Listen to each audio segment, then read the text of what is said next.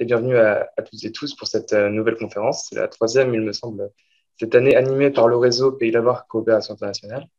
Je me présente, je suis Arthur Rochereau, je suis stagiaire depuis quelques semaines pour le réseau. J'ai notamment eu l'occasion de rencontrer certaines d'entre vous lors des derniers événements.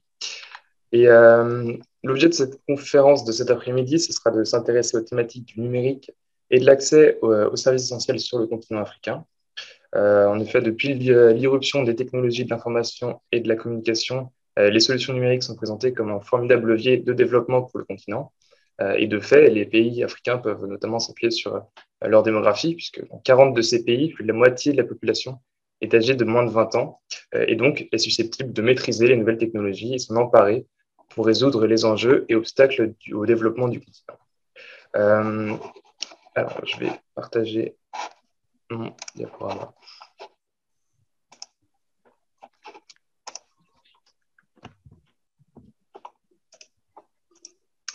En août 2019, c'est le secrétaire général de l'ONU, Antonio Guterres, qui déclarait voir l'Afrique comme un continent dynamique et d'opportunités où les vents de l'espoir soufflent plus fort que jamais, symbolisant ainsi les espoirs que suscite la digitalisation des pays africains.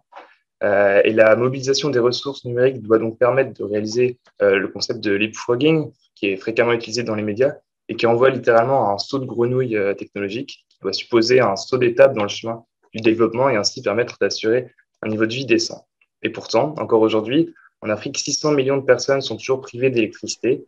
Par exemple, dans un pays comme le Niger, on estime que 70% des filles en situation précaire n'ont jamais fréquenté l'école primaire. Également, dans une ville comme Nairobi, au Kenya, ce sont 60% des 4 millions d'habitants qui vivent dans des bidonvilles sans accès au système d'égout ou à l'eau courante. Et or, c'est dans ces objectifs de développement durable que l'ONU fixe à 2030 certains horizons comme l'accès généralisé à une éducation de qualité, à une eau propre, ainsi qu'au bien-être et à la bonne santé des personnes. Et ces objectifs constituent des défis importants qui nécessitent des efforts en termes d'amélioration des services essentiels. Et depuis certaines années, les technologies numériques sont mises au service des populations afin d'apporter des solutions innovantes et ainsi pallier les déficits, notamment étatiques. Et les initiatives sont développées par différents acteurs dans tous les secteurs de la vie quotidienne et permettent de faciliter l'accès au transport, à l'énergie, mais aussi aux offres de soins, et particulièrement dans le contexte de la crise sanitaire actuelle. Et ce sont de ces initiatives et de leur impact que nous allons discuter aujourd'hui. Et nous avons le plaisir d'accueillir 3 intervenants cet après-midi. Donc, d'abord, Awa Kaba, vous êtes directrice générale de Sorotool, la première plateforme digitale de promotion et de distribution des produits agricoles transformés par des femmes au Sénégal. Bonjour. Hugo Bain, vous êtes chargé de mission au numérique, solidarité, citoyenneté, culture à la ville et à la métropole de Rennes. Vous êtes également le cofondateur du collectif Makers Nord-Sud, dont nous allons discuter aujourd'hui. Bonjour. Bonjour. Et Martin Lezivit, vous êtes également membre du collectif Makers Nord-Sud. Vous êtes géographe et notamment administrateur du groupe numérique chez le RMMA, Réseau Bretagne Solidaire. Bonjour. Bonjour. Ancien administrateur. Ancien administrateur. Voilà. Bonjour à tous les trois et merci d'être parmi nous aujourd'hui. Et alors, nous allons commencer cette table ronde par une question assez large. Donc, comment est-ce que les initiatives numériques que vous portez contribuent-elles à renforcer l'accès aux services essentiels? Et on va commencer avec Hugo Bain et Martin Lezivit. Vous allez nous présenter le collectif Makers Nord-Sud, c'est ça? Oui. Je suis géographe de formation, donc j'ai travaillé pendant 2 ans à l'Institut de recherche pour le développement au Bénin, en particulier sur la construction des villes africaines, et on travaillait beaucoup avec l'un des Fab Labs locaux, et ce qui m'a amené à en tout cas rencontrer, à travailler avec pas mal de Fab Labs d'Afrique de l'Ouest. Et c'est dans ce cadre-là, en tout cas, qu'on a, avec la chercheuse urbaniste et géographe Armelle Choplin, voilà, essayer de théoriser un peu la place des Fab Labs aujourd'hui dans la construction urbaine actuelle. Est-ce que vous pourriez dire ce que c'est les Fab Labs pour les gens? Ouais, je vais reprendre ça. Et aujourd'hui, moi, je suis salarié donc, du Fab Lab de Concarneau qui s'appelle Concarlab, plutôt sur des projets en France, hein. Mais bon, c'est très similaire pour le coup. Et donc ici, vraiment en préambule, je vais vous présenter un projet qu'on a monté collectivement avec plusieurs structures l'année dernière pendant le Covid-19, dont Hugo Bain et le réseau Bretagne Solidaire, euh, pour soutenir les Fab Labs d'Afrique de l'Ouest dans le cadre de la lutte contre le Covid-19. Donc, on était vraiment un collectif soudé avec beaucoup de compétences et très différentes. Donc, RBS, le RRMA breton, le réseau francophone des Fab Labs d'Afrique de l'Ouest, qui regroupe 21 Fab Labs ou même plus. Je crois que Dodji, tu compléteras, je pense, actualisé.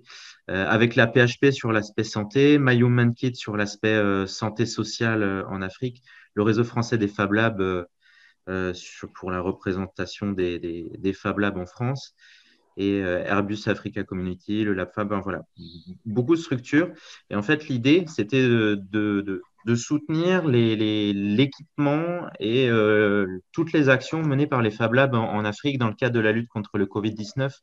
Donc, voilà, qui rencontraient les mêmes problèmes qu'en France hein, en termes d'accès à la santé des populations qui sont touchées par cette maladie-là, mais aussi accès aux ressources, au matériel, gros matériel, petit matériel, machines, consommables, etc.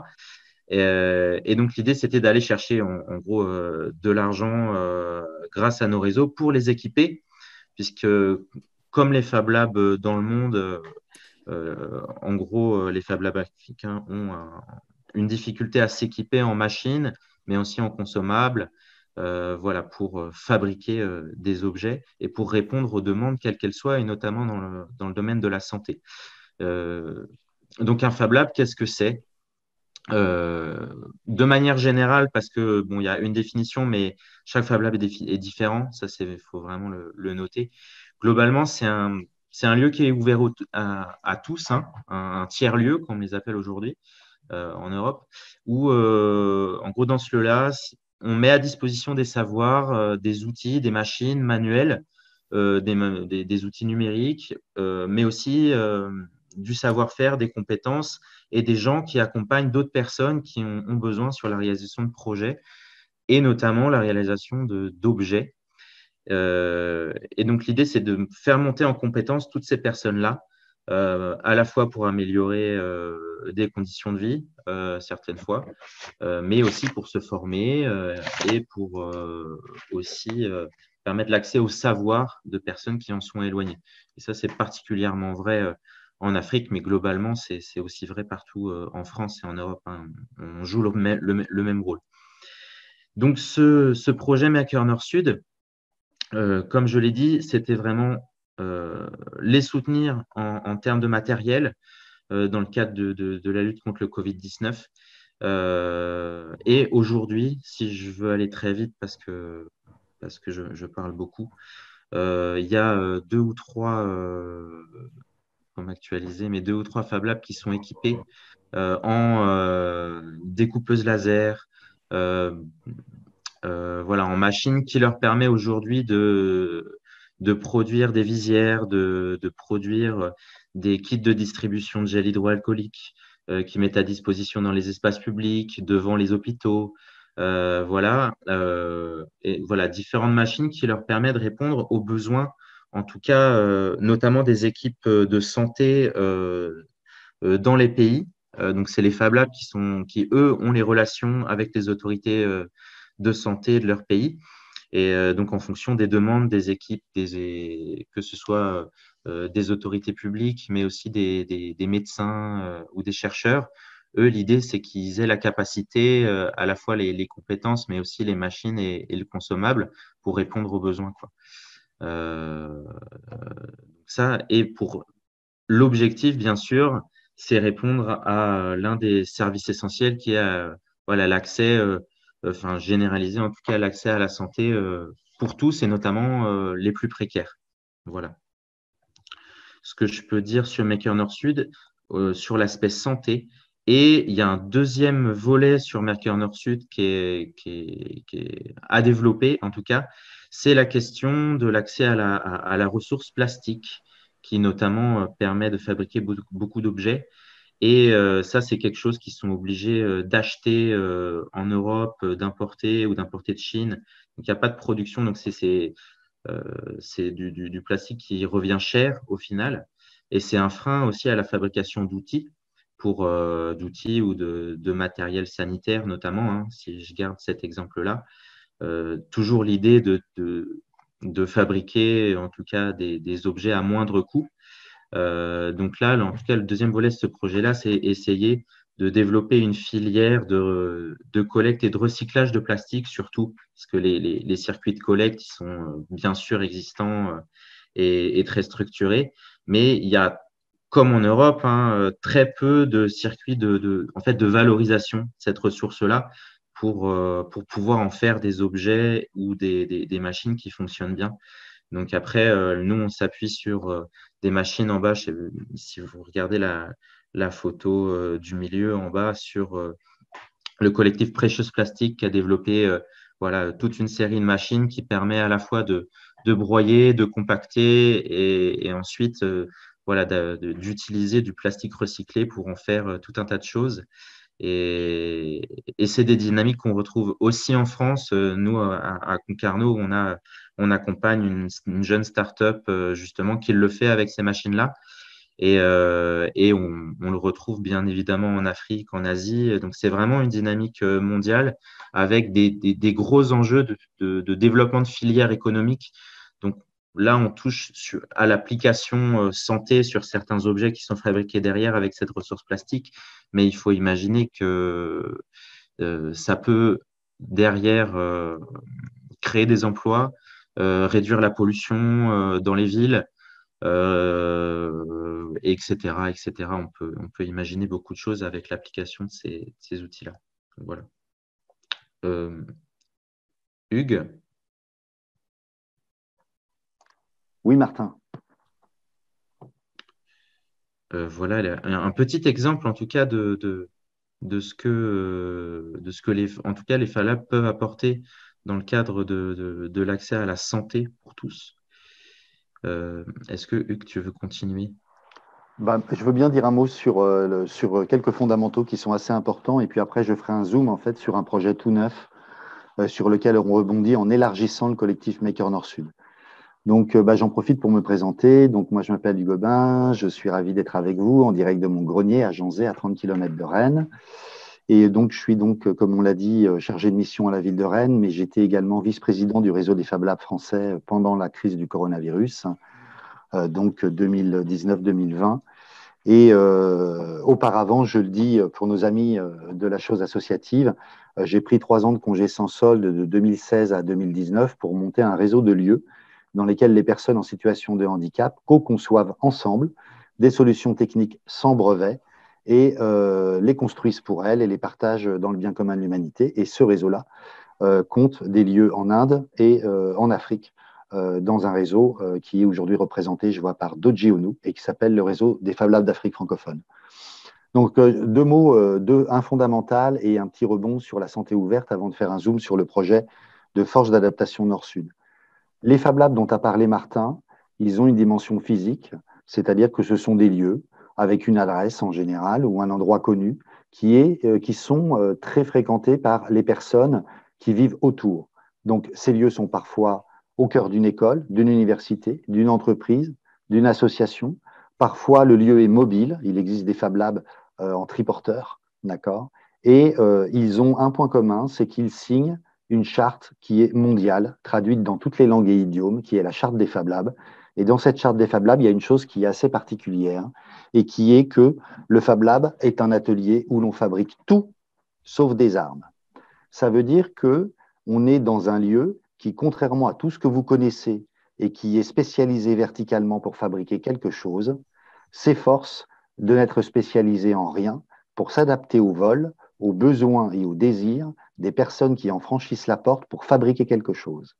Quand les gens franchissent la porte, la première chose qu'on fait, c'est si le Fab Lab dispose d'une connexion Internet, d'aller chercher n'importe où dans le monde, dans et hors les Fab Labs, les plans sans brevet qui permettent, à partir d'une imprimante 3D, d'un marteau, de clous, de machines qui enlèvent de la matière, qui sont des fraiseuses numériques, qui sont des découpeuses laser, de machines qui permettent de reconstituer de petits objets comme les imprimantes 3D avec du plastique, de fabriquer cet objet, mais mieux que ça, l'adapter à mon corps si je suis une personne en situation de handicap, en changer les matériaux si je suis dans un endroit où les matériaux d'origine n'existent pas, en redessiner des parties en fonction des moyens du bord.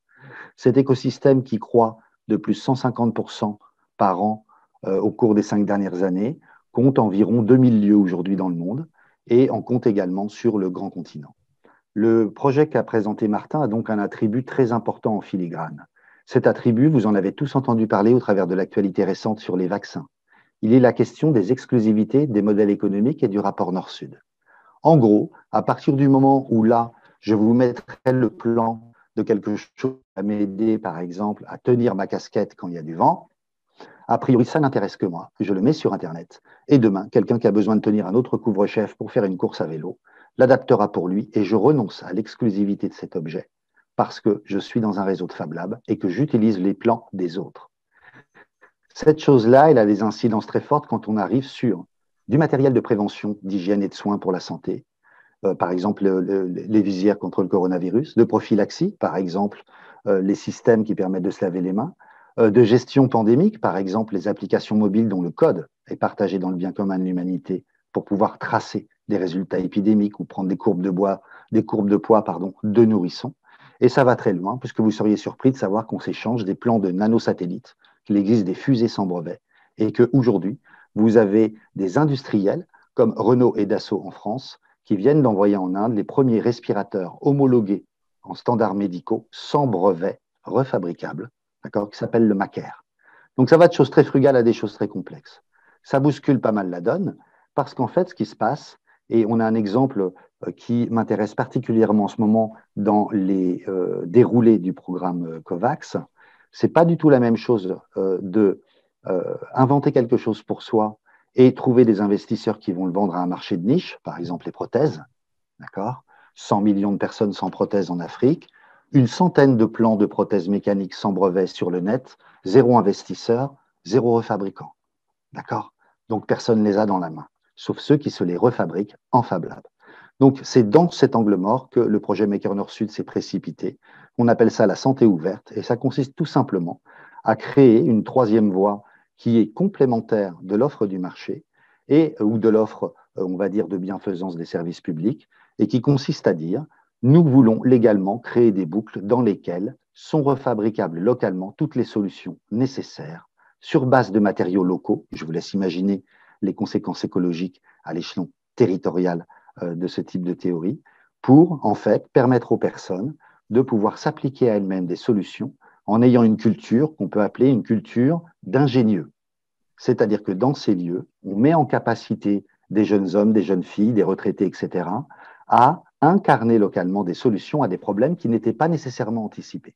Ce qui va m'amener à vous présenter le projet de Forge avant d'ouvrir le débat.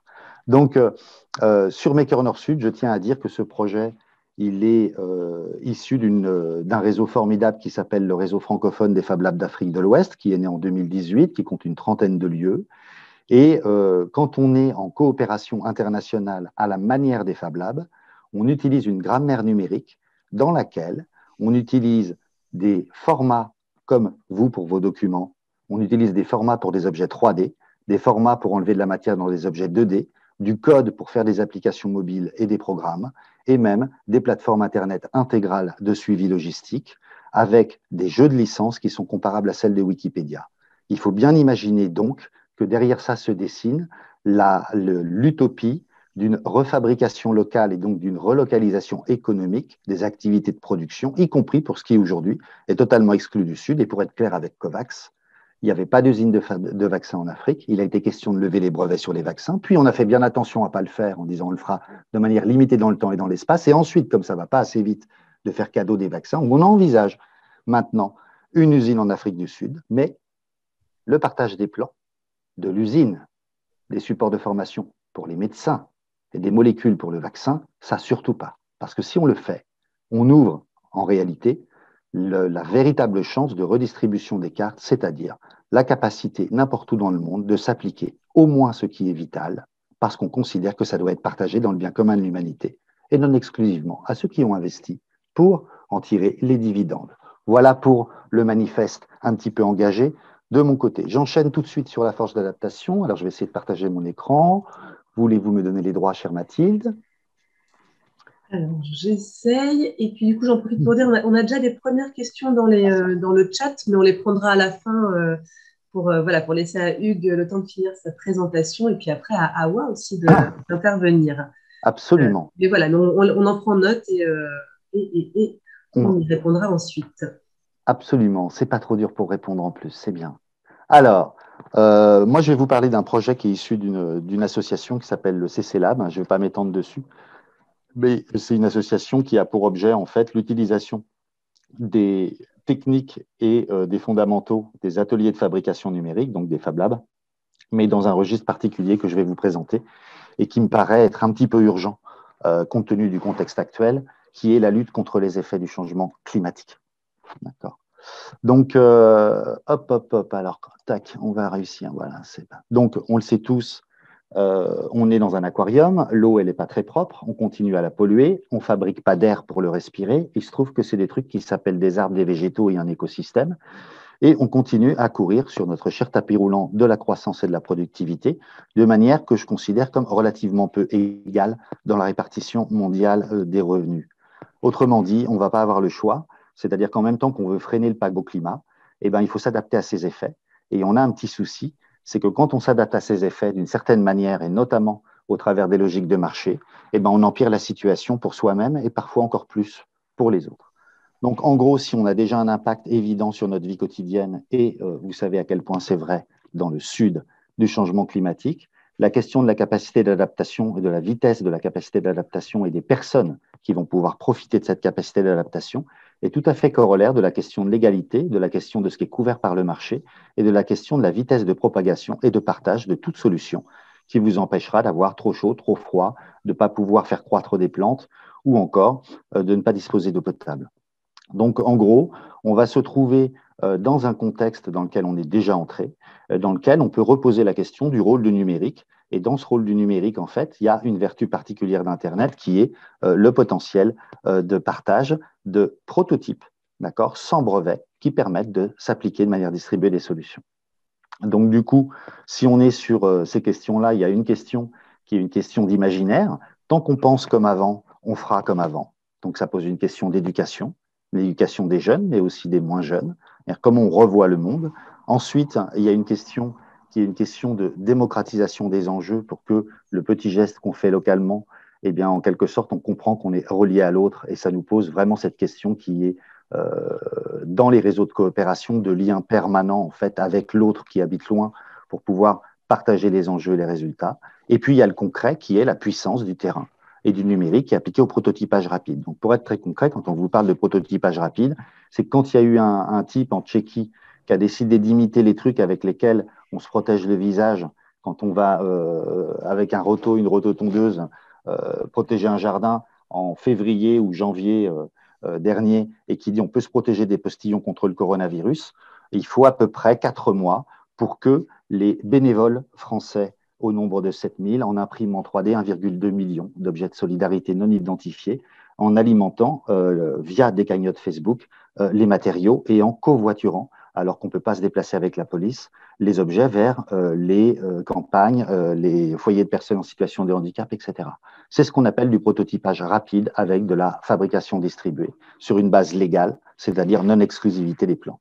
Donc l'idée, elle est simple, on a 17 objectifs de développement durable qui ne sont pas trop mal quand même aujourd'hui au niveau, on va dire, de l'universalité des objectifs à atteindre, quels qu'on soit sur la planète. C'est déjà pas mal. À côté, on a une autre grammaire qui est la grammaire des ateliers de fabrication numérique et qui font que si quelqu'un est chinois et qui met une pièce en 3D, je l'imprime ici dans ma campagne à Janzé dans l'après-midi. Et je peux le faire légalement. Donc, ce n'est pas du tout adapté à de la grande série, mais c'est adapté à de la réponse de niche. Et ces plans-là pourraient également être fournis à des usines si c'était une idée nouvelle. Et cette usine pourrait commercialiser l'objet en versant de l'argent à l'inventeur, mais l'inventeur pourrait continuer à laisser le plan à libre fabrication pour ceux qui en ont besoin. Tout ça de manière légale, au travers de ce qui est à droite, qui est les licences très importantes qui font que, à l'instar d'un texte ou d'une image ou de Wikipédia, vous décidez, vous, de l'usage que vous autorisez de votre création de l'esprit, même si c'est un objet. Et donc, ça, c'est quelque chose qui est très important. Et si on regarde de près, il y a l'exemple dans le changement climatique à Dubaï l'été dernier des blocs de glace qu'on faisait venir de bien loin pour rafraîchir les piscines. Moi, dans mon village ici en Bretagne, des têtes de gondole avec 45 mètres carrés de ventilateurs made in China à 17 € quand on a trop chaud, bah, qu'est-ce qu'on fait? On les achète, d'accord? Et donc on empire. Et puis on continue comme ça, on boucle, on est très content. Donc maintenant, est-ce qu'on a des alternatives possibles? Est-ce qu'elles sont intéressantes?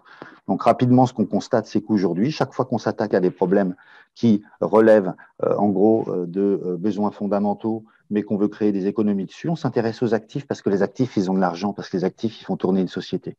Seulement, il y a d'autres gens que les actifs, et dans les autres gens que les actifs, il y a les gens qui sont sans emploi, il y a les personnes en situation de handicap, il y a les enfants qui vont fabriquer le monde de demain, et il y a les seniors qui sont encore là et qui ont des savoirs. Ces gens-là représentent, en fonction des pays, entre un quart et la moitié de la population. Il serait peut-être temps un petit peu de les mettre dans la boucle de résolution des problèmes et de leur reconnaître un rôle social. Ce que font les Fab Labs, qui en accueillent beaucoup. Donc, si on regarde, l'idée, c'est les gens vont localement avoir des problèmes à régler. Et ça, c'est valable de Dakar jusqu'à Janzé et n'importe où. Et la question, elle est que ces gens, quand ils arrivent ou pas à régler des problèmes, il n'y a pas d'écosystème qui font qu'ils puissent se mettre en lien pour profiter de la solution des autres très, très facilement et pouvoir se la réappliquer. Donc, l'idée, elle est extrêmement simple. Elle est de prendre des groupes de personnes et ces groupes de personnes, de les accueillir dans des lieux qui sont aujourd'hui des Fab Labs, mais qui pourraient demain être des écoles, des espaces publics, des villes, même du temps libre de salariés d'entreprise. Et en gros, de leur dire, on va régler un problème super local, par exemple une pollution dans une rivière. Dans la manière dont on va régler le problème, on va aller chercher les solutions sur Internet, on va appliquer une solution locale, on va documenter les plans pour le reste du monde et on va savoir qui d'autre est intéressé par la résolution de la même question. Ce prototype-là, avec le format pédagogique, on va le classer dans un objectif de développement durable. D'accord ? Ça veut dire que ce qu'on va partager, ce n'est plus des plans de prototype, mais comment on met des gens en capacité de continuer à travailler entre eux en s'étant rendu compte qu'ils sont capables de régler d'autres problèmes, qu'ils peuvent le faire avec d'autres gens dans le monde et de faire qu'ils sachent utiliser les viviers de plans et de solutions qui circulent sur Internet. Ça veut dire qu'en gros, on va avoir une encyclopédie qui s'appelle La forge d'adaptation aux effets du changement climatique, et plus précis, la forge Nord-Sud, qui va être constituée de formats didactiques pour faire sortir ces formats de mise en capacité des personnes des Fab Labs et en gros concerner les gens sur les territoires. Donc ça veut dire, imaginez que vous ayez comme un mode d'emploi dans lequel vous allez avoir la jauge, par exemple 30 personnes, la durée, par exemple 2 jours, le phasage entre l'accueil et la fin, les supports médiatiques pour expliquer aux gens, par exemple, si c'est une pollution de rivière, en quoi elle consiste, d'accord ?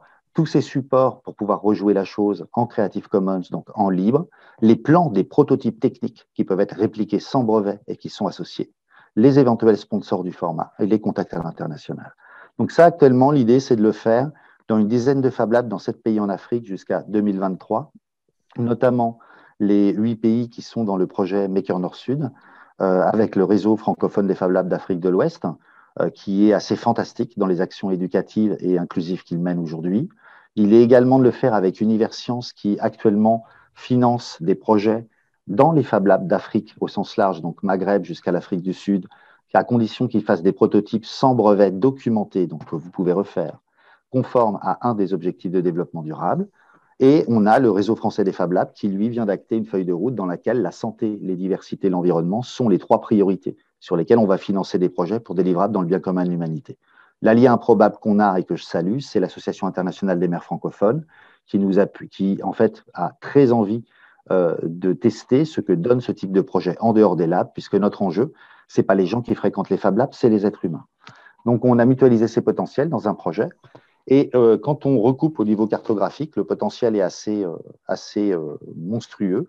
Et l'idée, c'est qu'on va en fait partager une grille dans laquelle on va recenser au départ 30 prototypes qui sont liés aux objectifs de développement durable. Donc il y a l'agriculture, il y a les mobilités, il y a l'eau potable, il y a la pauvreté, il y a la santé. D'accord ? Ces prototypes existent déjà. Personne ne les connaît forcément en dehors des Fab Labs. On va donc payer les Fab Labs qui les ont faits pour rejouer leur forme inclusive avec les publics et faire sortir ces formes inclusives de ces lieux en les documentant sous une forme d'encyclopédie qui sera republiable par n'importe qui sur Internet et qui permettra de rejouer ces ateliers partout dans le monde. Donc l'idée, c'est qu'on va commencer avec des ateliers de 3 jours et des ateliers d'1 jour et on va payer tous les Fab Managers et Fab Labs qui vont être partenaires du projet pour pouvoir constituer ce corpus qui s'adresse non pas aux Fab Labs, mais à la totalité de la planète. Donc ça, c'est un exemple qui constitue en fait le premier pas du projet global qui durera 3 ans. Et sur ce projet global, on a 6 formats pédagogiques qui sont des formats liés à des types de publics ou à des quantités de publics différentes. Par exemple, moi, j'ai beaucoup travaillé avec des personnes en situation de handicap et des aménagements spécifiques pour pouvoir faire des projets d'aide technique.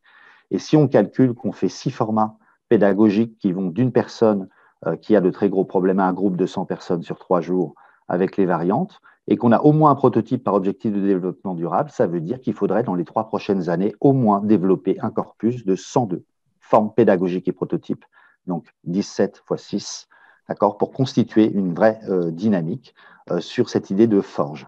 Donc, je vous remercie pour votre attention. Sachez que tout ça n'est pas du tout utopique. Dans Maker Nord Sud, on a déjà 3 pays sur lesquels il y a des productions de santé médicale qui sont effectuées au travers du matériel qui a été livré.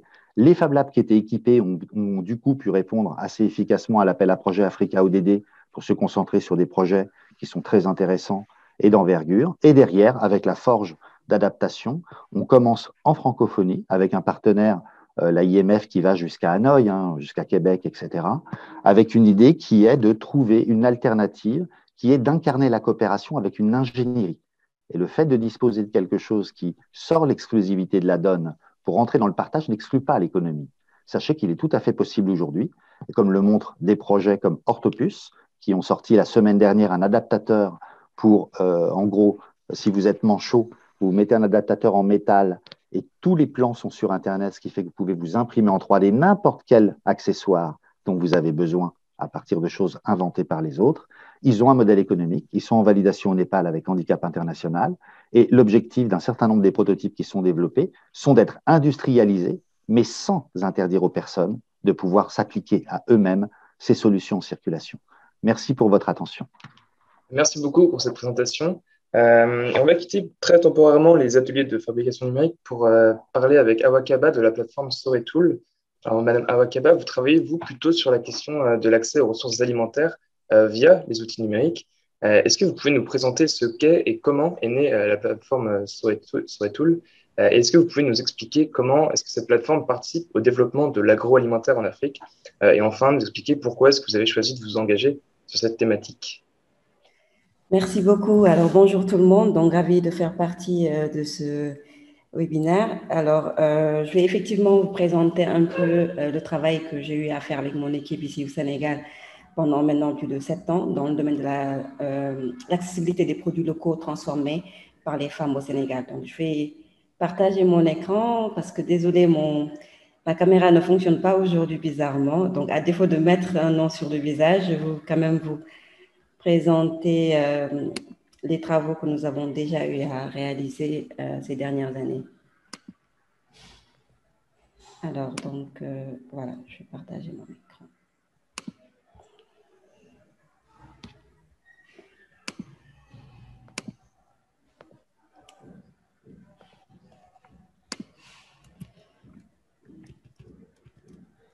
Voilà, alors, donc, je suis du Sénégal et peut-être que certains ont déjà eu à faire pas mal de pays africains et comprennent un peu les enjeux et les difficultés que nous rencontrons dans le secteur de l'agroalimentaire, surtout aussi liées au développement de l'économie locale. Donc aujourd'hui au Sénégal, on a beaucoup de PME de femmes transformatrices qui s'activent dans la transformation de produits agricoles, tels que les céréales, les milles, le maïs, le riz de la vallée, les produits forestiers, par exemple, non ligneux, comme tout ce qui est hibiscus, baobab, la mangue, que nous produisons beaucoup, surtout en cette période de l'année. Et donc, tous ces produits nous proviennent donc naturellement. Malheureusement, le secteur de la transformation n'est pas très bien structuré. Il y a beaucoup d'organisations internationales qui appuient des PME de femmes transformatrices dans la mise en place de l'unité de transformation. Malheureusement, tout ce qui est volet accès au marché, marketing, branding de leurs produits n'est pas pris en compte, ou bien ne l'était pas, en tout cas, il y a de cela 5 ans. Et donc, aujourd'hui, ces PME de femmes transformatrices qui veulent vendre leurs produits ont d'énormes difficultés, elles manquent de visibilité parce qu'elles ne sont pas assez structurées pour aller auprès des supermarchés dans la capitale ou bien même en région. Les produits ne sont pas compétitifs parce que L'aspect packaging n'est pas réellement aux normes. Tout ce qui est autorisation, labellisation n'est pas aux normes. Elles n'ont pas justement ces différentes formations pour mettre à niveau leurs produits. Et on a aujourd'hui une population qui est en forte croissance, qui demande de plus en plus d'accéder à des produits naturels. Et malheureusement, de l'autre côté, on a plus de 110% des produits qui sont importés, qui viennent de l'Europe ou bien de l'Amérique ou bien de l'Asie.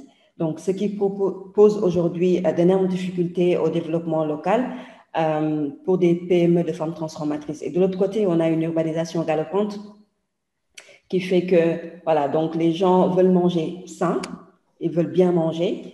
Et on a aussi 83% de taux de pénétration des services Internet, ce qui offre aujourd'hui une opportunité. J'ai l'habitude de dire que bon, l'Afrique a raté plusieurs révolutions dans le monde et aujourd'hui, l'ère du numérique est pour nous un moyen de pouvoir mettre à niveau en fait tout ce qu'on a su rater et de pouvoir donc doter du numérique aux personnes qui n'ont pas réellement la possibilité d'y avoir accès, puisque ces PME de femmes transformatrices sont plus en milieu rural, elles n'ont pas été la plupart du temps à l'école, elles ne sont pas forcément alphabétisées, elles sont aussi alphanotes, donc tout ce qui est usage de l'Internet n'est pas quelque chose de commun.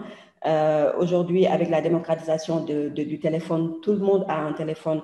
On a un taux de pénétration de plus de 107% du mobile au Sénégal. Ça veut dire que chaque personne a au moins un ou deux téléphones et donc peut communiquer. Donc, face à cet outil-là, comment nous, en tant que jeunes africains ou bien sénégalais, on peut, grâce à notre savoir-faire en technologie, participer à l'économie et permettre à ces communautés de femmes d'avoir accès au marché via la technologie. Et donc, c'est là qu'est née la réflexion de mise en place d'une plateforme digitale de promotion des produits agricoles transformés.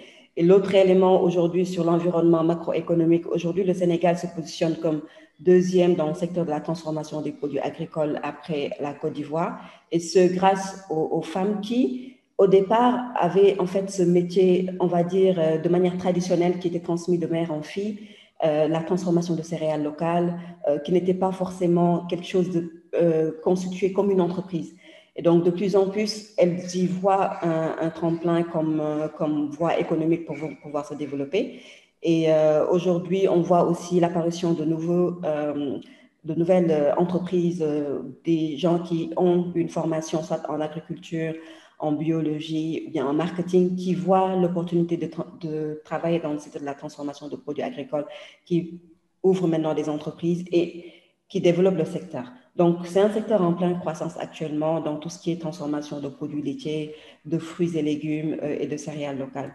Donc, ce qui nous a, nous, amené en tant qu'ingénieur de conception en informatique en 2014 à mettre en place la première plateforme qui connecte en fait l'offre rurale de la demande urbaine, donc en distribuant des produits alimentaires et cosmétiques. Donc, Soretul vient du nom Wolof, qui est donc notre langue locale, qui signifie ce n'est plus loin. Donc, nous tentons donc de rapprocher cette offre rurale de cette demande urbaine et permettre à plus de 23 PME de femmes transformatrices qui regroupent derrière plus de 2500 femmes à pouvoir accéder au marché et d'autre part permettre à tout type de Sénégalais ou bien de personnes au niveau de la diaspora d'avoir accès à des produits naturels et sains transformés localement. Donc, comme je le disais, donc, ce que nous offrons aujourd'hui, c'est l'autonomisation et l'accompagnement aussi des femmes en zone rurale à travers donc, une offre différente de prestations. Nous permettons aux consommateurs d'accéder à des produits locaux en quelques clics, puisque ces produits nous proviennent de plus de 7 régions du Sénégal. Et pour un utilisateur, aller retrouver tous ces produits dans ces différentes régions, c'est vraiment une grande difficulté. Donc, nous combinons tout cela pour leur offrir une panoplie de solutions et de produits sur une seule plateforme.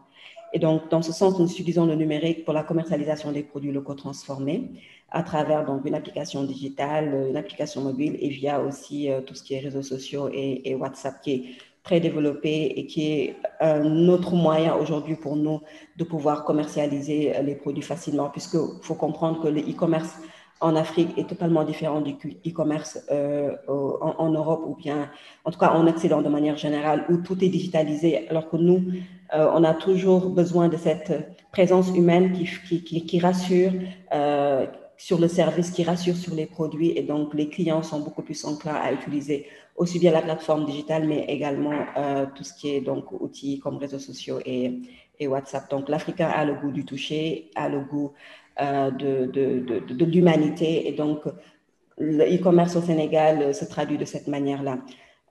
Donc, à travers la plateforme, nous donnons aussi un accès direct aux produits agricoles transformés et un service traiteur aussi à base de produits locaux. Donc, ce service traiteur, nous l'avons développé toujours en étroite collaboration avec des groupements de femmes transformatrices qui, au-delà des produits qu'elles transformaient, nous avions vu qu'elles faisaient des mets à base de produits locaux qui étaient servis dans des événements d'entreprise qui n'étaient pas malheureusement valorisés. Aujourd'hui, au Sénégal, dans chaque entreprise, tous les jours, il y a des séminaires, il y a des cocktails qui se font. Et figurez-vous que la plupart des produits qui se consomment sont des produits importés. L'exemple que je donne très souvent, c'est qu'aujourd'hui, les gens connaissent mieux la confiture d'abricot, la confiture, par exemple, de pêche. On n'a pas de pêche, on n'a pas d'abricot au Sénégal, que la confiture d'hibiscus, bien la confiture de baobab qui pousse ici naturellement. Donc, c'est ce paradoxe-là que nous essayons de combler en permettant aux consommateurs de découvrir les mets locaux d'une autre manière, mais aussi moderne, et de leur proposer ça sous différentes formes. L'autre service que nous avons su développer toujours aussi en étroite collaboration avec les groupements de femmes transformatrices, c'est le digital. Donc, le digital au service de l'agriculture. Et dans ce sens, nous accompagnons les femmes transformatrices dans tout ce qui est étiquetage, branding de leurs produits, communication pour la valorisation des produits. Et nous travaillons en étroite collaboration avec des organisations internationales qui les appuient directement. Donc, dans ce sens, nous avons eu à travailler avec des groupements de femmes qui sont dans le centre, comme les îles du Sine Saloum, qui font des produits halieutiques et qui sont très, très, très éloignés. Pour y aller, il faut une pirogue, charrette. Donc, vous voyez que le périple, en fait, est très, très, très loin en termes d'accessibilité. Et aujourd'hui, grâce à la collaboration, elles arrivent à commercialiser leurs produits sur une plateforme digitale. Et c'est aussi un nouveau type de clientèle que nous leur offrons, puisque au départ, elles ont comme seul accès de commercialisation les foires internationales qui durent 15 jours uniquement dans l'année. Le reste de l'année, elles retournent dans leur zone rurale. Elles n'ont pas forcément accès à un plus grand marché, à part les marchés environnants où c'est saturé, où on retrouve les mêmes produits. Donc, elles n'ont pas l'accessibilité en fait à un prix beaucoup plus intéressant que de brader en fait les produits à des commerçants qui viennent acheter en gros. Donc, c'est tout le sens que nous sommes en train donc, de faire. Donc, aujourd'hui, nous avons pas mal de clients au Sénégal qui sont plus des entreprises, des instituts, des fondations, des hôtels et des restaurants. Donc, tout ce qui est coopérative de femmes transformatrices également, nous collaborons avec elles. C'est également la classe moyenne sénégalaise et les expats et la diaspora qui comprennent aussi ces enjeux de consommation locale, aussi de santé et de bien-être. Qui collaborent avec nous et qui achètent très souvent ces différents produits, ainsi que les organisations internationales. Donc, ce que nous offrons, comme je l'ai dit tantôt, c'est un service donc de proximité où les produits locaux sont à portée de main, des produits naturels, certains produits aussi bio. Nous avons donc la livraison à domicile ou bien un retrait au magasin après commande. Et aujourd'hui, nous proposons plus de 400 références de produits dans 10 catégories, donc tout ce qui est céréales locales, confiture, conserve, cosmétiques, thé, et avec une certaine exclusivité sur certains produits. Et nous permettons à tout Sénégalais de venir découvrir en fait de nouvelles savoirs locales, puisqu'il y a tellement de produits transformés que les Sénégalais ne connaissent pas. Et pour les femmes transformatrices, c'est de nouvelles opportunités aussi de vente et de marché. Donc, voilà un peu ce que j'avais comme élément de présentation pour Soretul. Donc, on a démarré avec plus de juste 10 PME de femmes transformatrices en 2014. Aujourd'hui, nous en sommes à plus de 34 PME avec plus de derrière 2500 femmes dans cette région du Sénégal. Et l'activité que nous faisons leur permet aujourd'hui d'avoir des revenus récurrents par mois et d'avoir un nouveau type de clientèle et surtout d'améliorer leurs produits et de voir qu'elles peuvent se positionner autrement et que les produits sont valorisés autrement que de les exposer en fait sur des marchés qui ne leur donnent pas assez de valeur. Donc, c'est ça aujourd'hui notre contribution et face justement à la pandémie, beaucoup de groupements de femmes ont vu leur activité continuer malgré qu'il y avait donc fermeture des frontières ou bien couvre-feu. Nous arrivions toujours à commercialiser leurs produits et c'est grâce au digital. Et donc aujourd'hui, le digital représente une grande force et une opportunité pour le développement local dans différents secteurs et surtout dans l'agroalimentaire au Sénégal. Merci beaucoup. Merci pour cette présentation. Et alors, pour rester sur les objectifs de développement durable qui nous avaient été présentés tout à l'heure, on peut rester avec vous à Wakaba, par exemple, pour faire un lien et aborder la thématique du numérique sous l'angle de ces ODD. Et donc, on peut se demander, parmi les 17 ODD, comment est-ce que la plateforme Soleil-Tool peut contribuer via cette activité à l'autonomisation par exemple, des femmes et des filles, et plus largement, quel lien voyez-vous entre l'inclusion, et donc notamment les questions de genre, et le numérique à Wakaba? Je vous remets les ODD. Oui, donc aujourd'hui, par le travail que nous faisons, nous participons réellement aux ODD 1, donc pas de pauvreté, puisque aujourd'hui, si les femmes ont accès à un marché, elles arrivent à avoir donc des ressources pour vivre. Donc, tout ce qui est donc aspect pauvreté lié à la famille, lié donc à l'éducation des enfants peut être pris en compte. Donc, l'accès aussi à des soins de santé aussi peuvent être pris en compte. Donc, l'autre ODD auquel nous participons à travers nos activités, c'est la réduction donc, de la faim. Donc, zéro faim. Si aujourd'hui nous arrivons à produire plus, à transformer plus et à vendre plus nos produits locaux et ne pas dépendre forcément d'autres pays, on peut régler facilement donc ce problème de faim dans le monde. Et donc, c'est très possible. Il suffit juste d'avoir, je pense, des stratégies de développement connexes et puis réalistes surtout pour pouvoir y parvenir et surtout favoriser justement ce développement local. L'aspect aussi santé et bien-être, nous faisons cette promotion parce qu'aujourd'hui, nous vendons des produits naturels, des produits sains, sans additifs chimiques. Et toutes les personnes, même la plupart des personnes qui viennent acheter chez nous, c'est parce qu'ils ont des problèmes de santé, soit de diabète, d'hypertension. Et on nous propose des produits de substituts tels que le fognon qui est sans gluten, tels que donc, des feuilles de kenkiliba, des feuilles naturelles qui poussent, qui régulent la tension artérielle. Donc, tous ces produits ont des bienfaits sur notre santé. Donc, on participe à ces ODD-là.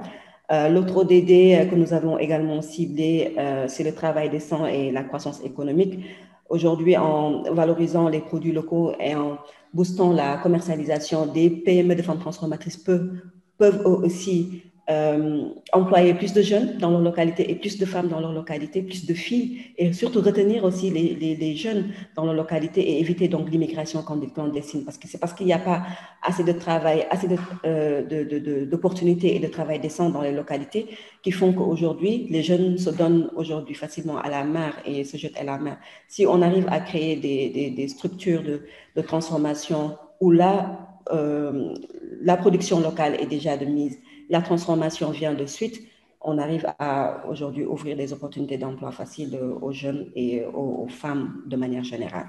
Donc, voici en fait les quatre plutôt ODD sur lesquels aujourd'hui nous travaillons de manière très spécifique et nous essayons de contribuer à notre manière. Et aujourd'hui, je pense que développer des solutions de ce genre à une échelle beaucoup plus large niveau africain ferait que des solutions comme ça qui se répliquent pourraient justement avoir une large contribution au niveau des ODD et on aurait pu avoir un impact beaucoup plus considérable. Et alors, j'ai vu qu'il y avait une question pour vous. Je sais qu'à Wakaba, vous devez partir assez tôt. Oui. Donc, une question de Patrick Fresnel. Je ne sais pas si vous la voyez dans la discussion, je peux vous la lire. Connaissez-vous la ferme école de Kaïdara à Fimela de formation de jeunes à l'agroforesterie près de Dakar? Et en quoi votre approche pourrait-elle amplifier la structuration d'un secteur coopératif au service d'un circuit court, ville-campagne, pour la valorisation de produits locaux? Oui, effectivement, je connais très bien donc la ferme Kaïdara. On n'a pas malheureusement eu l'occasion de collaborer, mais je connais très bien la zone de Fimela et on travaille déjà avec des coopératives de femmes dans cette zone-là. Et aujourd'hui, ce principe de circuit court, justement, on y travaille dans le sens où des groupements de femmes qui font donc une transformation au niveau local. D'abord, il y a la distribution au niveau local, donc faire connaître les produits au niveau local pour après les regrouper et les acheminer à Dakar pour faciliter la conservation et la commercialisation des produits, au lieu d'être dans des formats de circuit très lointains où les produits voyagent jusqu'à venir chez nous. Donc, il y a tout cet impact de changement climatique, effectivement, qui s'oppose ici. Et donc, c'est bien sûr un point extrêmement important que nous prenons en compte dans notre stratégie de développement donc de circuit court. Toujours trouver le produit local avant d'aller trouver donc le produit qu'on peut justement faire voyager des kilomètres et des kilomètres. Donc voilà, c'est extrêmement intéressant donc de rappeler sur ce point de Ferme Kaïdara, et puis certainement nous ne manquerons pas de les contacter pour voir dans quelle mesure nous pourrons collaborer par la suite. Gobin, vous voulez intervenir? Oui, j'interviens parce que je suis vraiment emballé par le projet qui vient de nous être présenté. Je voulais apporter une ou deux précisions avant de vous quitter parce qu'hélas, je dois aller à ma... Enfin, hélas, j'ai de la chance, je vais à la seconde injection de coronavirus parce que je suis en France, donc, mais il faut que je sois à l'heure. Donc, en gros, rapidement, une chose que je voulais préciser, c'est que de nombreux entrepreneurs fréquentent les Fab Labs pour développer leurs entreprises, et les Fab Labs ne sont pas du tout opposés au modèle économique de type privé, seulement ils imposent aux personnes qui viennent développer des choses pour améliorer leur entreprise de partager à usage non commercial pour les autres les solutions qui sont co-développées avec eux. Autrement dit, vous inventez quelque chose, vous voulez en faire un usage commercial, faites votre business, mais vous êtes obligé de laisser une version à usage non commercial pour que les gens puissent se soigner, développer des choses avec vos solutions. Donc, c'est la première chose. Donc, n'hésitez pas à faire appel au Fab Lab, chère madame, et au Sénégal, il y en a de très bons, et notamment, je pense que c'est une Fab Lab, il y a d'autres, et à Cartier-San, à Dakar même, mais parce que je tiens à ce que ce soit clair, les Fab Labs ne sont pas exclusivement des forges de commun, ce sont des forges de commun, mais qui peuvent outiller de l'économie aussi bien que de la solidarité. Deuxième chose, avant de vous quitter, ce que dit madame est super important dans le cadre de la forge. L'appel à projet auquel on a répondu s'appelle Résilience des territoires.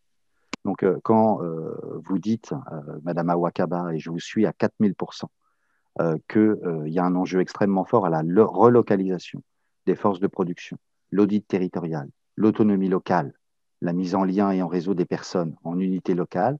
On l'a constaté, nous, très fortement, quand les avions ont arrêté de voler dans la crise du coronavirus, les unités dans lesquelles les gens se sont organisés pour les soins, pour la nourriture, pour les premières urgences, sont des unités en France qui se sont traduites par 80 à 90 groupes Facebook dans un rayon de 80 km, qui était le rayon pertinent pour répondre à des problèmes locaux. Deuxième chose, le modèle de la Fab City théorisé par Thomas Diaz à Barcelone en 2011 repose sur deux acronymes, From PITO, PITO, to DIDO, ce qui veut dire on passe d'une logique où on a Product in, Trash out, j'achète, je consomme, je jette, d'accord, à Data in, Data out, je prends dans l'intelligence collective les solutions immatérielles, je les réinterprète localement avec les intelligences et matériaux locaux dans mon unité de résilience, d'accord, et ce que j'invente, je le reverse dans le pot commun humain pour permettre une redistribution des flux de matière. C'est fondamental dans le bilan carbone et dans le rééquilibrage de l'économie pour pouvoir relocaliser l'activité de production, de fabrication, de distribution et de consommation. Je vous quitte en répondant quand même vite fait pour aider Martin à 2-3 questions plus techniques qui sont posées. Donc la question de Monsieur Cyril Relinde. Alors, réponse, oui, c'est mature, hein, tout à fait. Le projet Precious Plastic est le projet qui est aujourd'hui répliqué dans une centaine de lieux en France. Le seul lieu public où on peut l'utiliser, c'est Rennes, où il est dans la main de tout le monde. Et en gros, c'est une suite de machines qui permet de prendre des boîtiers de CD ou n'importe quel truc plastique, on les broie pour obtenir un compost après avoir lavé la matière première. Et à partir de ce compost, on fait du filament pour impression 3D, mais également on fait des barres qui peuvent être tordues, moulées ou thermoformées pour fabriquer de nouveaux objets, puisque le plastique dure 5000 ans. Donc l'erreur, c'est pas d'en fabriquer, c'est d'en fabriquer du jetable. Le plastique lui-même, si on le fixe quelque part, est beaucoup moins dangereux que quand il se balade dans l'océan sous forme de petites miettes, et ces machines sont aujourd'hui matures. Ensuite, concernant la question là, sur la couverture des réseaux du net en Afrique, vous avez donné des éléments, madame, hein, dans votre conférence, mais il faut savoir que l'Afrique est aujourd'hui la cible number one puisque le leapfrog, il s'est produit vers les terminaux portables en passant, en gros, le pas par-dessus l'informatisation via les ordinateurs fixes. Et moi, j'ai été surpris au Bénin de voir que je pouvais payer mon repas n'importe où avec mon téléphone mobile, mieux qu'en France. Et aujourd'hui, on voit bien que aussi bien le projet de Tesla avec sa flotte de nanosatellites et de couverture que les projets initiés par Google, donc je ne parle pas d'enfants de cœur, ont l'Afrique en tête de liste sur la couverture réseau, puisque le parc de terminaux mobiles est énorme et que dès qu'il y a de la connexion Internet, ces terminaux mobiles s'interconnectent dessus. En est pour témoin l'extraordinaire croissance des microtransactions sur mobile en Afrique, qui sont l'exemple mondial en fait de l'expansion en fait des microtransactions équipées par Internet sur les terminaux mobiles. Donc moi je suis plutôt confiant sur l'avenir de cette couverture. Ensuite, on a sur les équilibres macroéconomiques. Je regrette vraiment de ne pas rester plus longtemps, mais j'espère qu'on se reverra, Monsieur Fresnel. La question, elle est de considérer, est-ce que ce sont des équilibres? Est-ce qu'aujourd'hui on est en équilibre ou est-ce qu'aujourd'hui on est en déséquilibre en termes de macroéconomie entre le nord et le sud? Je vous en laisse juge, mais si on considère qu'on n'est pas en équilibre parfait, ça veut dire qu'en effet, il faut en quelque sorte bouger les poids et changer le jeu parce que ça va continuer à poser des problèmes qui peuvent être amplifiés par le changement climatique. Donc, je n'ai pas la réponse à votre question, mais on est en quelque sorte obligé de la trouver pour avoir des solutions qui soient à la fois d'un échelon industriel, c'est-à-dire qui puissent adresser beaucoup de personnes, mais non exclusives aux solvables, puisqu'aujourd'hui, suivant où vous mettez le degré de solvabilité, par exemple, je ne sais pas, je donne l'exemple du vaccin pour le corona, par exemple, vous allez exclure une petite, moyenne ou grande partie de la population mondiale et des continents du Sud. Je suis vraiment désolé de vous quitter comme ça. Ça y est, c'est l'alerte qui sonne. Je voulais vous dire que j'étais ravi d'être avec vous et vous encourager en fait à nous ressolliciter pour des rencontres parce qu'on cherche des alliés pour développer une forme de coopération dans laquelle les biens communs numériques deviennent opérants et dans lesquels, en gros, on peut relocaliser les capacités de s'appliquer des solutions légalement, partageant les solutions. Voilà, merci pour votre attention. Je suis vraiment désolé. Je vous remercie pour l'invitation. Et Merci. Félicitations, Madame Kaba. J'espère qu'on se reverra également. Merci Hugues, à très bientôt. Donc, on va continuer avec vous, Martin Lesvit, sur les Fab Labs et reprendre également donc, sur les objectifs de développement durable. On peut donc se demander à quels objectifs de développement durable permettent de contribuer les Fab Labs. Et plus largement, on peut aussi se demander dans quelle mesure est-ce que vous considérez que les partenariats au sein de laboratoires d'innovation et leurs projets sont essentiels au développement mondial. Donc il y a eu pas mal de projets déjà qui ont été présentés, qui reprennent certains des ODD. Donc il faut savoir en gros que donc nous on vous a présenté plutôt des projets coopératifs Nord-Sud. Après il y a énormément de solutions et d'innovations qui sont portées de la base par les Fab Labs partout dans le monde et notamment en Afrique, qui sont vraiment adaptées aux conditions locales et qui répondent aux besoins locaux et qui, bien sûr, répondent à certains objectifs de développement durable.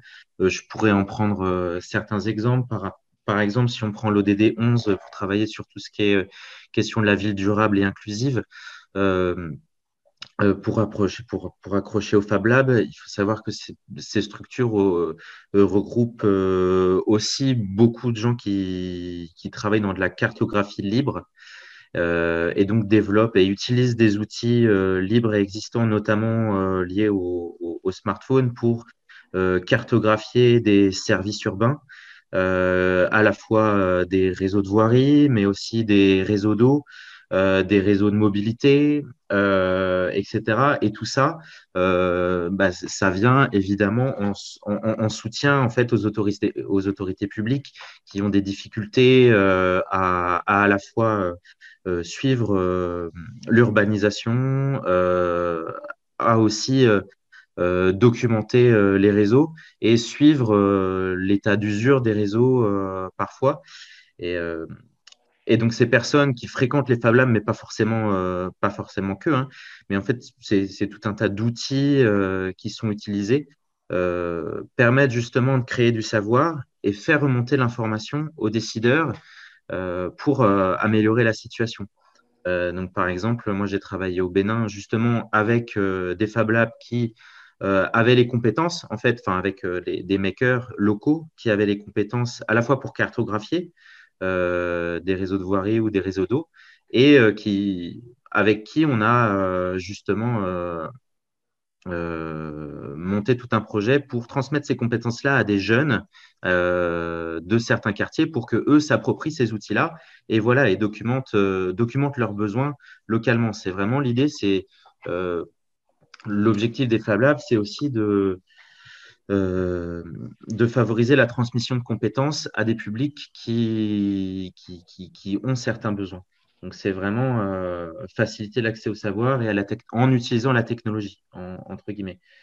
Euh, L'intérêt des Fab Labs aussi, c'est qu'ils viennent vraiment en soutien à l'offre éducative aujourd'hui, notamment dans le domaine du numérique.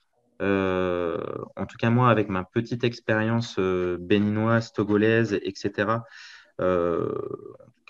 enfin, on voit que justement l'éducation au numérique est assez peu développée, même dans les écoles privées ou publiques, qui a notamment en ville pour le coup. Et là, les Fab Labs avec qui moi j'ai travaillé intervenaient directement en partenariat avec les écoles publiques et privées pour venir faire des cours d'informatique et même équipaient les écoles en matériel informatique recyclé parce que les écoles n'avaient pas forcément le budget, qu'elles soient publiques ou privées encore, pour s'équiper en matériel informatique et aussi pour les entretenir. Donc, c'est vraiment des acteurs aujourd'hui qui prennent une place euh, importante justement pour développer en tout cas l'utilisation, l'éducation et l'utilisation du numérique par les jeunes, mais aussi par d'autres publics. Et avec évidemment toujours en tête de favoriser l'égalité des sexes entre les hommes et les femmes sur l'utilisation de ces technologies-là pour favoriser aussi l'émancipation des femmes, l'accès à l'emploi des femmes et généralement des jeunes en général, pour leur ouvrir des portes et pour que justement l'essor du numérique puisse bénéficier en particulier aux jeunes qui subissent les questions de rarification de l'emploi, etc. Donc, tous ces ODD-là s'intercroisent. Le Fab Lab est vraiment un catalyseur de projets qui va permettre de répondre aux besoins des populations locales, qu'ils soient en termes de création d'emplois, d'innovation numérique, mais aussi de développement agricole, d'accès à l'eau ou d'électrification de certains réseaux, de certains services, de certains villages. C'est vraiment un catalyseur. Si en tout cas vous devez retenir une chose, c'est que selon votre projet, il y a des Fab Labs locaux qui vont pouvoir vous accompagner sur à peu près tout. Après, les Fab Labs, certains sont spécialisés sur certaines thématiques. Donc, il faut savoir vers qui se tourner, mais globalement, ils mettent vraiment en lien à la fois le savoir qui se retrouve dans le pot commun de l'humanité, notamment à travers Internet, et la population locale qui n'a pas accès à ce savoir-là, mais qui a accès grâce à ces réseaux-là. Voilà. Effectivement, on voit bien que via les Fab Labs et plus largement les initiatives numériques, bien ça traverse, ça recoupe les objectifs de développement durable. On va maintenant passer à la séance de questions et de réponses. Est-ce que les participants, est-ce que vous avez des questions ou des remarques? Alors, si je peux me permettre, moi j'en ai une. Merci beaucoup à nos trois intervenants pour ces témoignages, ces présentations qui étaient vraiment très, très intéressants. Alors, dans les deux témoignages qu'on a entendus, finalement, c'est vrai que les femmes et les exclus ou les populations les plus vulnérables étaient vraiment mises en avant, mises à l'honneur avec les coopératives de femmes côté sénégalais et puis tous les projets en faveur des personnes en situation de handicap que Hugues Aubin a présenté.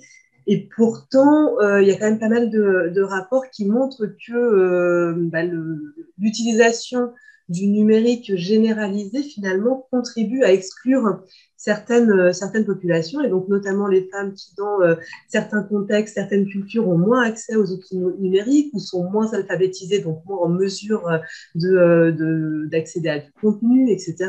Ou on sait aussi que pour les personnes en situation de handicap, il n'y a pas tant de contenu adapté que ça. Donc, quand on a des difficultés de vision, de lecture, de compréhension, etc., c'est pas toujours facile.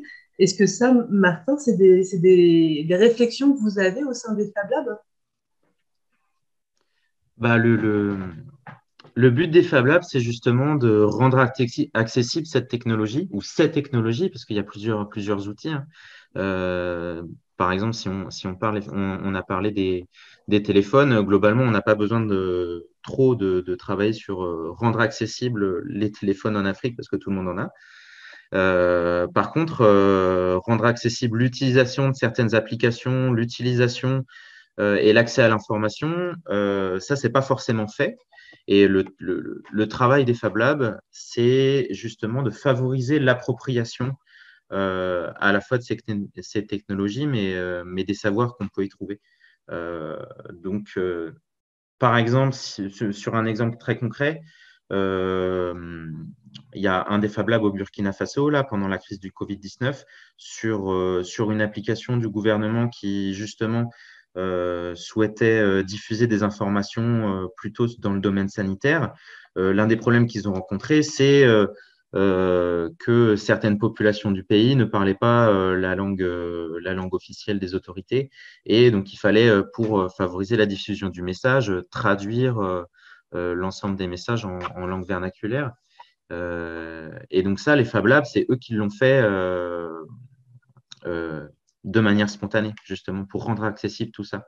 Donc, il y a toujours des problèmes, effectivement, la technologie exclut, mais la technologie exclut uniquement si elle ne s'adapte pas en fait, aux besoins des personnes qui l'utilisent. Et en tout cas, l'essence même des Fab Labs, c'est de faire ce travail-là. Si je peux me permettre, juste de rajouter. Allô?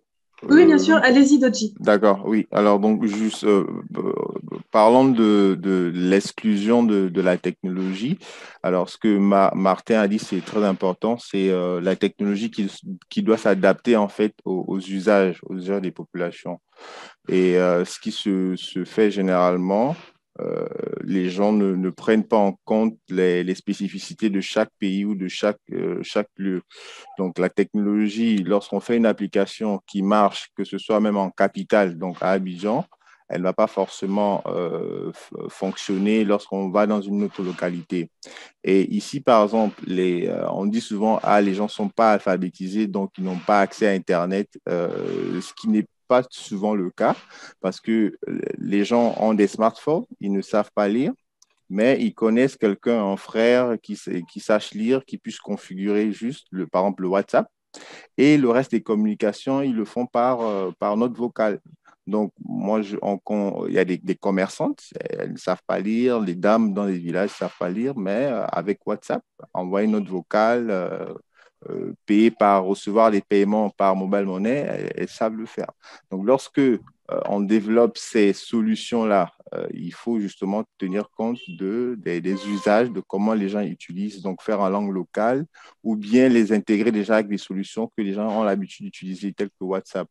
Et c'est ce que nous on fait généralement dans les labs, on essaie d'observer, voir comment ça se passe. Et pour la solution, par exemple, de Waga, on est allé sur ce qu'on appelle des chatbots. OK?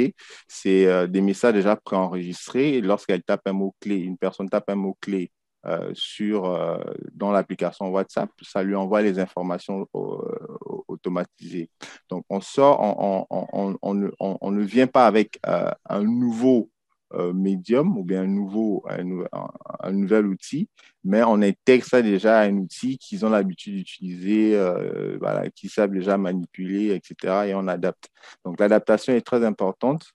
Et la connectivité, c'est vrai qu'elle n'est pas super à tous les endroits, mais elle va vite. Les États se travaillent pour qu'il y ait accès à Internet un peu partout, même si ce n'est pas très rapide, mais les gens ont la capacité d'utiliser WhatsApp, les applications telles que WhatsApp pour communiquer, pour avoir accès à l'information. Donc, c'est un peu ça. Merci. Et si je peux compléter ce qu'a dit Dodji, il y a aussi, bon, que ce soit des entrepreneurs qui passent par des Fab Labs, des espaces de coworking ou qui imaginent des solutions qui facilitent l'utilisation du numérique et des technologies par les populations. Il y a des applications ou des systèmes qui utilisent des images. L'idée, c'est vraiment de faciliter l'utilisation des systèmes par tous les moyens, mais vraiment par le bas. Euh, si, Par exemple, si je peux prendre un autre exemple, nous, quand on parle numérique, on pense beaucoup sur les outils utilisés, on pense beaucoup sur des ordinateurs, des gros ordinateurs, etc. Bon, il faut savoir en Afrique, penser la généralisation des ordinateurs comme ce que nous, on a en Europe, en tout cas, moi, de mon sens, c'est assez utopique. Par contre, on n'a jamais, en tout cas, dans les constructeurs aujourd'hui, je ne sais pas si les ordinateurs tels qu'ils sont construits aujourd'hui ne sont pas forcément adaptés au marché africain, que ce soit au climat, mais aussi aux bourses des personnes qui les utilisent et aussi à leur utilisation. C'est pour ça que tout le monde a des smartphones d'ailleurs. Mais en fait, il existe tout un tas de technologies qui peuvent remplacer les ordinateurs, notamment des mini-ordinateurs qui pourraient être généralisés, qui sont beaucoup plus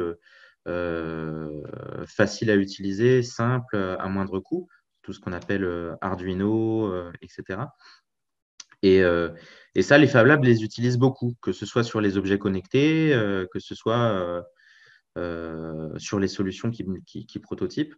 Et après, ça, c'est vraiment sur des initiatives et des demandes locales.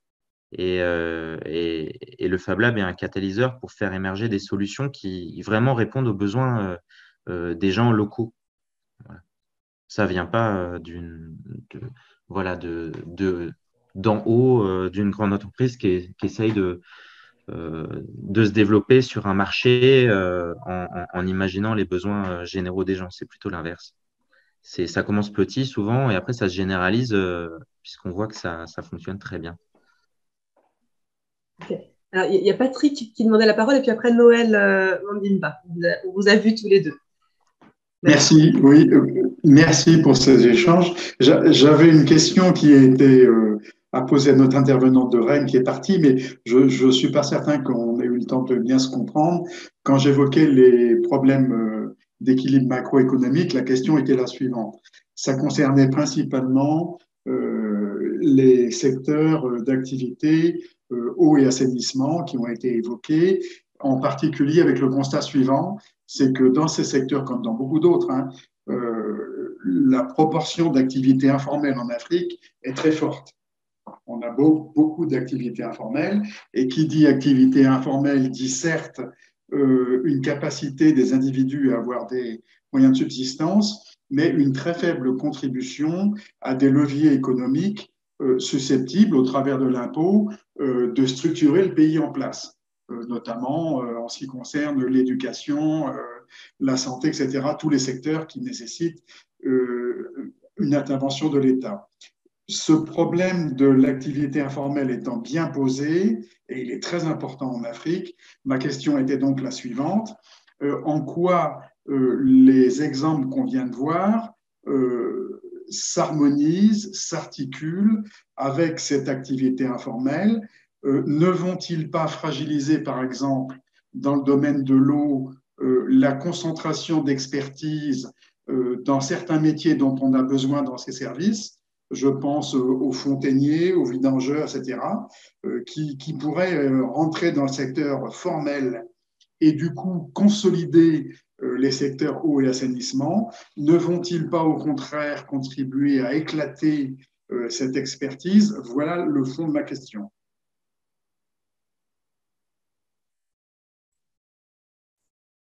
Alors, qui de Martin et d'Odji se lance dans une réponse à Patrick? Dodji, vas-y.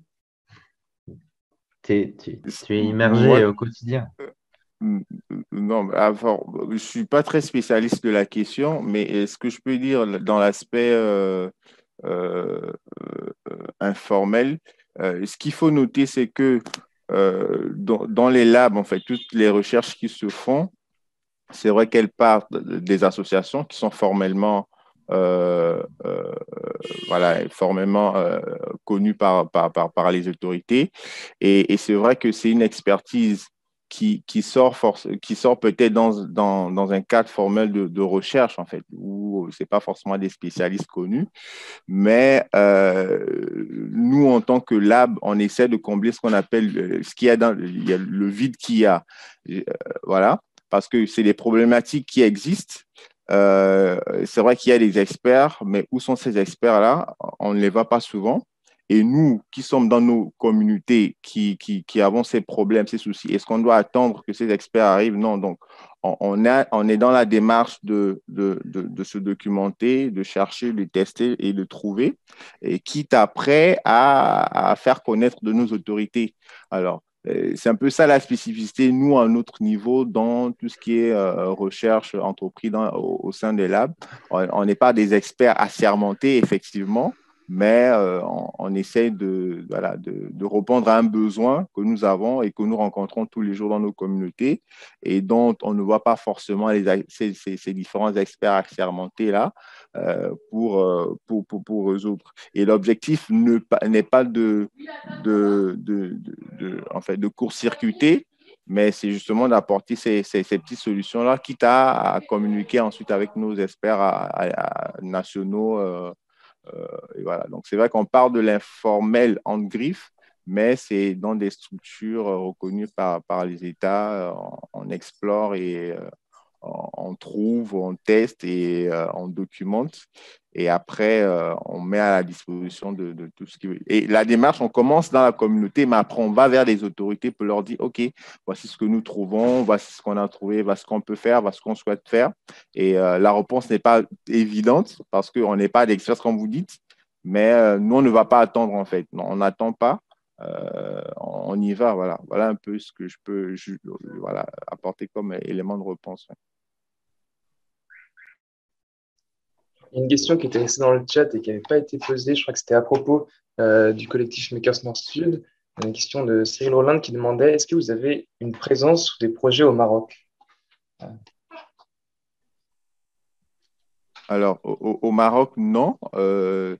Comme Hugues l'a dit, on n'est pas encore. Hein, c'est allé très vite, voilà. Très vite, dès le début de la pandémie, ça s'est fait en quelques semaines. Donc, comme on avait un réseau déjà au niveau de l'Afrique de l'Ouest, donc le réseau francophone des Fab Labs d'Afrique de l'Ouest, dont je suis le secrétaire général, avec les connexions qu'on avait avec Lab Sud, réseau Bretagne Solidaire, le réseau français des Fab Labs. Donc, on a mis en place une équipe rapidement pour aller sur ce projet-là. Et c'est ouvert, hein, au fur et à mesure, on va l'étendre selon les possibilités et les capacités de tout un chacun. Mais pour l'heure, on n'a pas de connexion avec le Maroc. Voilà. Moi, j'interviens, donc là, je suis actuellement en assistance technique au Maroc à un projet d'insertion des jeunes.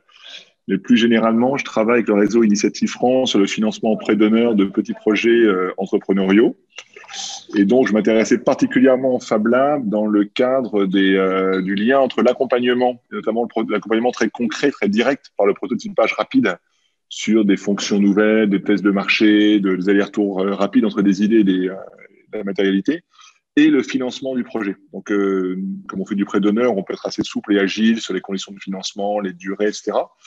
Et j'ai pas observé aujourd'hui, ni en Afrique de l'Ouest, ni encore moins au Maroc, d'exemples comme ça dans ce type de verticaux de coopération existante. Je me demandais si du côté de votre réseau, il y avait des exemples de coopération avec de la microfinance ou des programmes de subvention ou d'autres qui mêlaient accompagnement et financement de petits entrepreneurs en insertion.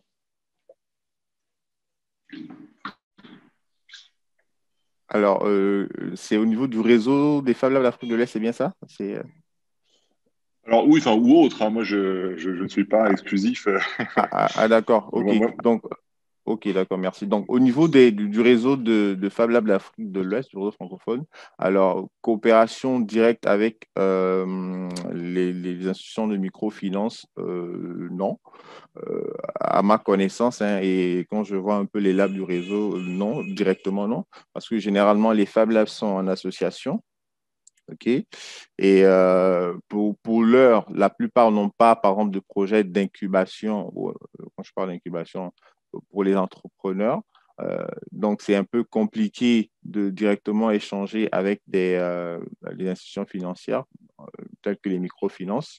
Mais par contre, au niveau des subventions, nous avons reçu des subventions, on reçoit des subventions auprès des institutions et généralement à l'international. On a, par exemple, le cadre du programme Maker Nord-Sud, on a eu la Fondation de France, la ville de Rennes Métropole, Airbus Community Africa.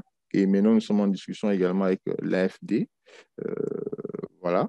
Et les subventions, on les reçoit généralement, mais des connexions avec des microfinances pour financer les projets des entrepreneurs, pour l'heure, à ma connaissance, non, non. Mais certains des labs, particulièrement, je crois, au Burkina, ils ont démarré un programme d'incubation, justement pour les entrepreneurs. Et c'est en cours, voilà. Et si je peux compléter ce que Doji a répondu, effectivement, on observe une difficulté pour les jeunes entrepreneurs de justement trouver des financements pour développer leurs prototypes et leurs idées qu'ils arrivent à tester, mais c'est toujours compliqué de trouver des financeurs pour ensuite les généraliser, les développer. Donc ça, c'est aussi le souci des Fab Labs qui recherchent encore vraiment euh, un- une oreille active de la part des autorités. Non, ma question, c'était tout à l'heure, en observant la carte d'Afrique, j'ai vu que toute l'Afrique centrale, en Afrique centrale, il me semble qu'il n'existe pas de Fab Lab.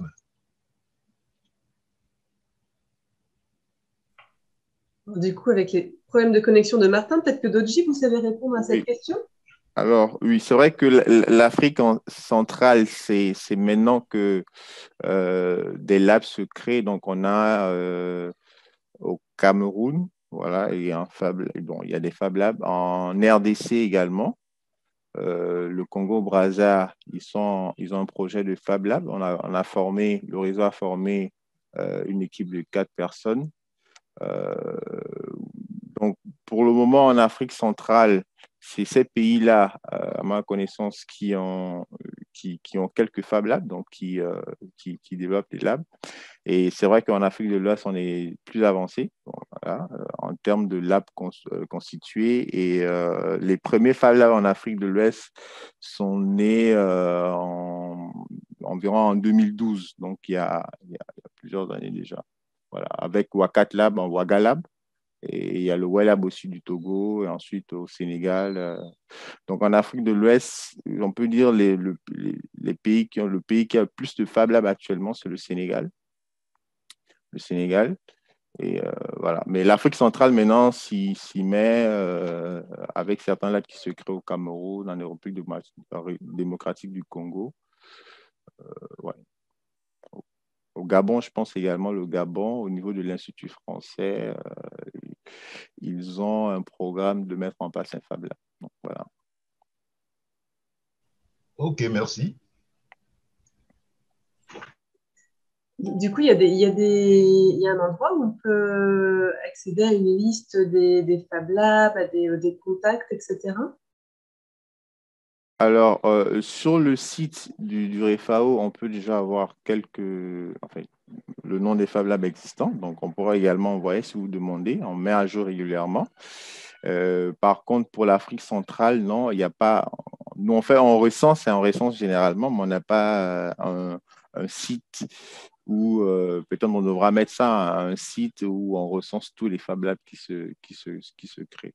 Mais pour l'Afrique de l'Ouest, dans le réseau, on a une liste en fait pour avoir accès à travers le site. Très bien. Martin, on vous a retrouvé. Donc, si vous vouliez conclure sur ce que vous disiez en… Je ne sais pas où ça a coupé. Alors, quand est-ce qu'on vous a perdu? Puisqu'entre-temps, on a pris une autre question. Moi, j'avoue que je suis aussi un petit peu perdue. Quand est-ce qu'on vous a perdu? En résumé, c'était effectivement, oui, on observe une difficulté pour les jeunes et les jeunes entrepreneurs à en fait développer leurs solutions qu'ils prototypent dans les Fab Labs parce que même les autorités publiques en Afrique connaissent peu, en tout cas, le modèle des Fab Labs et n'a pas forcément la capacité de soutenir ces jeunes-là. Idem pour les banques qui sont toujours très frileuses à prêter de l'argent. Donc, il y a un problème de légitimité de ces Fab Labs qui se développent, qui trouvent aujourd'hui une oreille attentive des agences de coopération internationale. Ça se développe, en tout cas au Bénin, c'est le cas avec l'Institut français sur place, avec l'Agence française de développement au niveau d'Afrique de l'Ouest. Je sais que Enabel aussi, la coopération néerlandaise, commence à s'y intéresser de près. Il y a des choses vraiment à développer et surtout, c'est vraiment un enjeu pour les Fab Labs localement d'être reconnus, mais localement par les acteurs locaux, donc qu'ils soient agences de microfinance, banques et autorités publiques. Donc voilà, un gros travail à faire. Très bien. Bah, merci Martin. Je pense que ce sera le mot de la fin. Merci aux intervenants, un grand merci, et puis aux participants qui se sont joints à ce dernier temps d'échange organisé avant l'été.